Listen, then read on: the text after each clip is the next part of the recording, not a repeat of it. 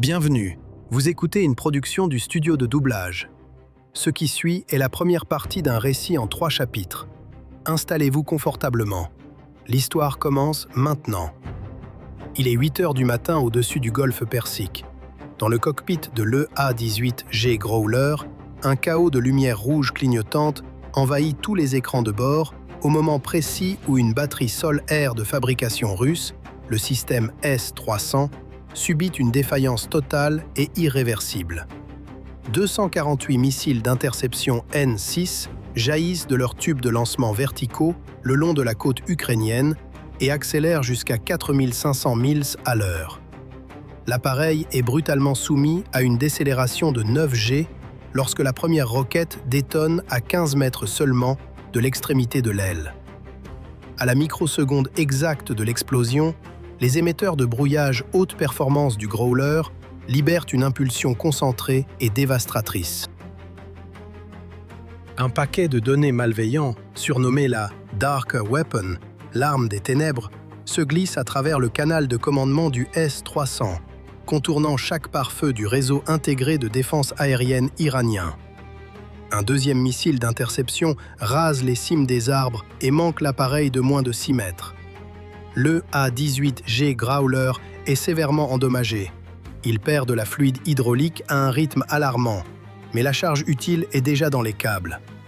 La guerre vient de quitter le ciel pour s'installer dans les machines elles-mêmes. Pendant que le A-18G Growler lutte pour se maintenir en vol à 150 mètres plus au sud, l'USS Abraham Lincoln trace une cicatrice blanche sur la surface de l'eau en avançant à 35 milles à l'heure. Ces 4 immenses hélices propulsent la coque de 100 000 tonnes jusqu'aux limites absolues de ce que la physique autorise. Sur le pont d'envol, les catapultes à vapeur se déclenchent toutes les 30 secondes dans un grondement sourd et régulier. 4 chasseurs furtifs F-35C Lightning II disparaissent dans la brume du matin. Leurs soutes internes sont chargées à pleine capacité d'ADM-160, des leurres aériens miniatures. Les F-35C Lightning II libèrent leurs miroirs. En un instant, les écrans radars iraniens, déjà saturés par le brouillage du Growler, explosent d'informations contradictoires. Là où 5 cibles existaient quelques secondes auparavant, il en apparaît maintenant 50. Tout indique qu'une formation d'assaut massive de bombardiers furtifs B-2 Spirit fonce droit sur la capitale. Les commandants iraniens mobilisent toutes leurs ressources disponibles, chaque radar, chaque intercepteur, chaque fréquence, pour faire face à cette flotte fantôme. Ils pourchassent des fantômes numériques, tandis que la véritable menace coule déjà à la vitesse de la lumière à travers leurs propres lignes filaires. Sous la montagne, près de Natanz, 91 mètres de béton armé et de granit se dressent entre le monde extérieur et les ambitions nucléaires de l'Iran. C'est cette forteresse souterraine que le massif pénétrateur GBU-57 était censé détruire. Mais aujourd'hui, l'arme des ténèbres n'a plus besoin de percer les plafonds. Elle est déjà dans les câbles. À l'intérieur de la salle des centrifugeuses, 5000 rotors à haute vitesse tournent sans interruption. Ces machines pivotent à 1000 milles à l'heure, plus vite que le son, séparant les isotopes avec une précision chirurgicale. Le virus transmis à travers le canal de commandement du S-300 localise les automates logiques du système de contrôle. Il n'éteint pas les machines. Ce serait trop évident, trop immédiat, trop facilement détectable. À la place, il envoie un ordre silencieux et insidieux. Augmenter la fréquence de rotation de 2%. C'est subtil. Tout semble normal en apparence, mais les machines commencent à vibrer différemment. Les centrifugeuses atteignent leur fréquence critique. Un rotor se brise, une explosion se produit. Un fragment de fibre de carbone se déplaçant à 1500 milles à l'heure perfore son voisin immédiat. En 12 secondes, la salle des centrifugeuses se transforme en un abattoir à grande vitesse. 5000 machines s'effondrent dans une réaction en chaîne de métal fondu et de feu. Du gaz hexafluorure d'uranium sous pression, extrêmement corrosif et mortellement toxique, se répand dans la salle, formant un brouillard vert empoisonné qui fait fondre les joints d'étanchéité des lourdes portes blindées. Le système de sécurité automatique de l'installation détecte la chute de pression. Il suppose qu'il s'agit d'un bombardement conventionnel. Il scelle les conduits de ventilation pour empêcher toute fuite radioactive vers l'extérieur. C'est l'erreur fatale. Le gaz n'a nulle part où s'échapper. La salle souterraine se transforme en un four à haute pression. La température monte en flèche jusqu'à 2000 degrés. En surface, les commandants militaires iraniens comprennent qu'ils ont couru après un mirage. Les leurs ADM-160 disparaissent de leurs écrans à mesure que leur carburant s'épuise. Ils réalisent que les chasseurs F-35C Lightning II n'étaient jamais destinés à lancer une frappe directe. Mais à cet instant précis, le sol se met à trembler. Un séisme de magnitude 4,2 secoue la province d'Ispahan. La pression à l'intérieur du bunker de Natanz a atteint son seuil catastrophique. Une colonne de feu immense et terrifiante jaillit des conduits de ventilation d'urgence, s'élevant à 2000 pieds dans l'atmosphère. Pour les capteurs infrarouges des satellites d'alerte précoce américains, la signature thermique est extraordinairement intense. Cela ressemble exactement à la détonation d'une arme nucléaire tactique au cœur de la montagne. Le protocole de mort iranien est déclenché. Les commandants sont convaincus qu'ils ont subi une première frappe nucléaire. L'ordre est transmis à chaque batterie côtière. Représailles totale. L'Iran a tout déchaîné. Une salve dévastatrice de missiles balistiques anti-navires Khalij-Fars s'élève vers le ciel. Ils suivent une trajectoire balistique jusqu'à la lisière de l'espace, s'inclinent, puis plongent à Mach 4. Une ogive de 1400 livres se déplaçant à 3000 miles à l'heure n'a pas besoin d'être précise. L'énergie cinétique seule suffira à fendre la quille du porte-avions comme une branche sèche. Le rideau d'acier du groupe aéronaval est activé. Les destroyers de la classe Harley-Burke, conduits par l'USS Nietzsche, orientent leur système de lancement vertical Mark 41 face au vent. Les trappes de pont s'ouvrent en grand et un flot ininterrompu de missiles intercepteurs SM-6 gronde vers le ciel. Le SM-6 est un chef-d'œuvre d'ingénierie, capable d'intercepter une cible se déplaçant à vitesse hypersonique. Mais les missiles arrivent en trop grand nombre. Le système de combat Aegis suit 40 trajectoires distinctes simultanément, donnant la priorité à celles qui présentent les angles de plongée les plus raides. Le premier missile est intercepté à 80 000 pieds d'altitude. Le deuxième est touché, le troisième également, mais le quatrième verrouille son autodirecteur sur le gigantesque écho-radar de l'USS Abraham Lincoln. Il entame sa plongée finale. Le système CIWS du porte-avions, le Phalanx, s'éveille dans un hurlement mécanique assourdissant. Le canon Vulcan de 20 mm ouvre le feu à une cadence de 4500 coups par minute. Le missile est déchiqueté à 300 mètres du flanc tribord. La masse du réacteur manque le pont d'envol de 15 mètres et projette une vague géante sur les avions garés à poste. Mais ces missiles n'étaient que la première vague. Les Iraniens appliquent une stratégie de saturation temporelle parfaitement coordonnée. Tandis que les destroyers scrutent le ciel, l'horizon se remplit d'un fracas nouveau. Depuis les falaises de calcaire déchiquetées de la province de Hormozgan, les retours radars de surface s'effacent. Ils sont remplacés par 60 échos distincts se déplaçant à grande vitesse. Ce sont les vedettes d'attaque rapide Zulfagar. Elles avancent à 65 nœuds à la surface de l'eau. 1000 milles par heure, la vitesse d'une course-poursuite sur autoroute, mais sur une eau ouverte et agitée. Chaque embarcation est un système de transport suicidaire chargé de 270 kg d'explosifs spéciaux. Elles se sont fractionnées en 3 meutes séparées, se déployant depuis le nord, l'est et le sud pour encercler le groupe de combat du porte-avions. Elles sont trop petites pour que les intercepteurs SM-6 puissent les poursuivre et trop rapides pour que les lourds destroyers puissent les rattraper. Le destroyer USS Nizza vire brusquement sur bâbord, laissant derrière lui un mur d'écume immense et tourmenté. Le canon Mark 45 de 5 pouces, installé sur le pont avant, entame son cycle. Toutes les 2 secondes, le canon recule avec un fracas assourdissant.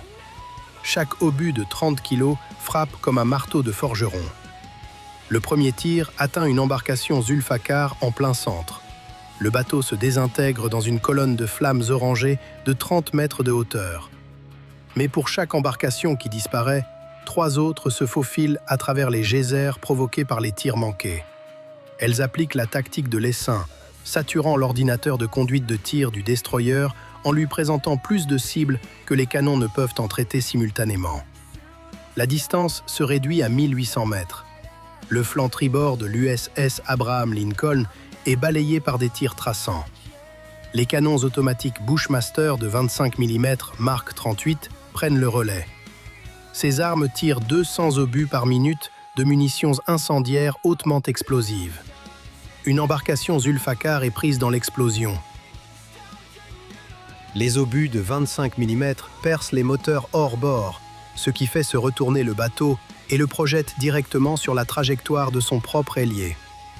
Sur les passerelles du porte-avions, des équipes de protection, des marins armés de mitrailleuses M240 et de lourdes mitrailleuses M2 Browning de calibre 12,7 mm ouvrent le feu. Ils visent les pilotes des embarcations, tentant de neutraliser le conducteur du bateau suicide avant qu'il ne puisse amorcer son dernier virage. Une embarcation Zulfacar perce le rideau de feu. Elle se trouve à 450 mètres et accélère. Le pilote bloque la manette des gaz et saute par-dessus bord. Le système CIWS Mark 15 Phalanx du porte-avions, installé à la poupe, se met lentement en position. Le canon Vulcain de 20 mm, guidé par radar, atteint une cadence de tir allant jusqu'à 4500 coups par minute. Les projectiles frappent la proue de l'embarcation Zulfacar. La force des impacts stoppe l'élan du bateau comme s'il venait de heurter un mur invisible. L'explosion est colossale. Une onde de choc frappe le flanc de l'USS Abraham Lincoln, faisant voler en éclats les vitres du pont de commandement et pliant les lourdes plaques d'acier d'une station de ravitaillement sur le pont hangar. Une boule de feu remonte le long du flanc du navire, menaçant les chasseurs F-35C Lightning garés à proximité. Un deuxième groupe d'embarcations Zulfacar atteint l'USS Nitsa. 2 bateaux coordonnent leur approche, l'un attirant le feu du canon de 5 pouces, pendant que l'autre vise la poupe vulnérable du destroyer. La première embarcation est vaporisée, mais la seconde s'écrase à 80 km/h contre la coque du destroyer. L'explosion ne coule pas le navire, mais elle arrache l'arbre d'hélice du côté bâbord. L'USS Nitsa commence à prendre de la gîte. Il perd de la vitesse. La cloison d'acier se fissure. L'essaim perçoit cette faiblesse et concentre l'intégralité de sa puissance sur le destroyer endommagé, se préparant à une exécution finale en masse. Et puis les appareils électroniques lâchent. La dernière roquette collage n'avait pas ciblé le navire. Elle avait visé le ciel au-dessus de lui. Elle a détonné à 8 km d'altitude, déclenchant une impulsion électromagnétique localisée. L'effet est un blackout tactique total. Privés d'alimentation automatique, les systèmes CIWS perdent leur acquisition radar et basculent en mode manuel. Le système Aegis, cerveau du groupe de combat, est forcé à un redémarrage complet. L'USS Abraham Lincoln est un géant aveugle de 305 mètres. Dans le silence soudain et terrifiant de la panne de courant, un technicien sonar à bord de l'USS Nitsa perçoit un son qui lui fige le sang. Un cri mécanique aigu qui tranche l'eau comme une scie circulaire. Un sous-marin de poche iranien de la classe Gadir, allongé sans le moindre mouvement sur le fond marin depuis 3 jours, a finalement trouvé son créneau. Il vient de lancer le Hoot, une torpille propulsée par fusée qui vole dans une bulle de gaz pour éliminer la résistance de l'eau. Elle se déplace à 320 km/h. À cette vitesse, il n'existe aucune défense physique possible. Aucun leurre ne peut la dévier. Aucune cloison ne peut y résister. L'équipage sur le pont du porte-avions observe la ligne de sillage de la torpille qui approche. C'est un trait d'écume blanche qui se déplace à la vitesse d'un avion à réaction. L'USS Abraham Lincoln est pris dans son propre piège. Le gouvernail est resté bloqué dans la position qu'il occupait au moment de l'impact de l'impulsion électromagnétique. 10 secondes. Les marins sur le pont hangar s'agrippent aux anneaux d'amarrage et attendent la fin du monde. À travers les plaques perforées, ils entendent le grincement mécanique du moteur fusée de la torpille. 5 secondes. La torpille se trouve à 15 mètres de la coque. Elle est pointée directement vers la salle des réacteurs numéro 2. Si elle frappe, le porte-avions deviendra une tombe radioactive au fond du Golfe. Et puis l'arme obscure parle une dernière fois. Le virus, qui a désormais infiltré l'intégralité du réseau tactique de la marine iranienne, identifie l'ordinateur de guidage interne du Hout. Il exécute une commande d'écrasement permanent, dissimulée dans le code depuis des mois. Les ailerons directeurs du Hout basculent brusquement vers la gauche. Sous le couple soudain exercé sur sa structure, la bulle de gaz s'effondre. La torpille entre dans une rotation violente, son moteur fusée s'éteint, la faisant basculer dans un mouvement chaotique. La torpille manque la coque du porte-avions de moins d'1 mètre. Le sillage de la torpille est si proche que les bulles arrachent la peinture sur le flanc du navire. La torpille passe en trombe et détonne à 1,5 km dans l'océan ouvert, projetant une gerbe d'eau de 150 mètres dans les airs. Lorsque l'essaim Zulfikar constate que son arme absolue a échoué et que les systèmes de secours du porte-avions se remettent en ligne, il rompt l'attaque. Les embarcations disparaissent de nouveau dans le brouillard côtier, laissant derrière elles une mer de débris en flammes et de coques qui s'enfoncent lentement. L'USS Abraham Lincoln n'attend pas de savoir s'ils reviendront. Le groupe de combat vire au sud, se fraye un chemin parmi les décombres du combat et se dirige vers les eaux profondes de la mer d'Arabie. La manœuvre de diversion avait été un succès total. Le programme nucléaire iranien avait été anéanti en un instant, sans qu'une seule bombe américaine n'ait jamais touché le sol. Mais tandis que l'équipage du porte-avions commence le travail sinistre de l'évaluation des dommages causés par l'incendie et du recensement des morts, une prise de conscience terrifiante se répand dans les couloirs du Pentagone. Le choc sismique à Natanz, semblable à une frappe nucléaire, avait déclenché une chaîne d'événements qui aurait pu signifier la fin du monde. Pendant les 45 minutes que dura le bombardement du porte-avions, la mallette nucléaire était ouverte. Les États-Unis étaient sur le point de lancer une frappe de représailles atomiques parce que notre propre arme numérique avait trop bien fonctionné. Nous avions créé un scénario dans lequel l'ennemi devait croire qu'il était attaqué avec des armes nucléaires, le forçant à réagir selon une logique implacable. Soit il utilise ses armes atomiques, soit il les perd à jamais. Et voici la question que personne ne pose. Que se serait-il passé si l'arme la plus sombre n'avait pas été programmée avec cette dernière porte dérobée pour la torpille du Hout? La mission à Natanz aurait quand même été un succès. L'installation n'existerait plus, certes. Mais l'USS Abraham Lincoln reposerait au fond de l'océan, et les États-Unis se trouveraient engagés dans un échange nucléaire total avec un ennemi acculé au désespoir. La porte dérobée était-elle une mesure de sécurité calculée ou le coup de chance d'un programmeur qui ignorait que le porte-avions se retrouverait sous une pluie de projectiles? La prochaine fois que nous libérerons un fantôme numérique, peut-être n'aurons-nous plus de sortie de secours. Peut-être n'aurons-nous plus aucune distraction providentielle. Et peut-être découvrirons-nous qu'une machine, à qui l'on a enseigné une fois comment tuer, ne peut plus apprendre à s'arrêter. Qu'adviendra-t-il du prochain groupe opérationnel engagé dans cette guerre invisible ?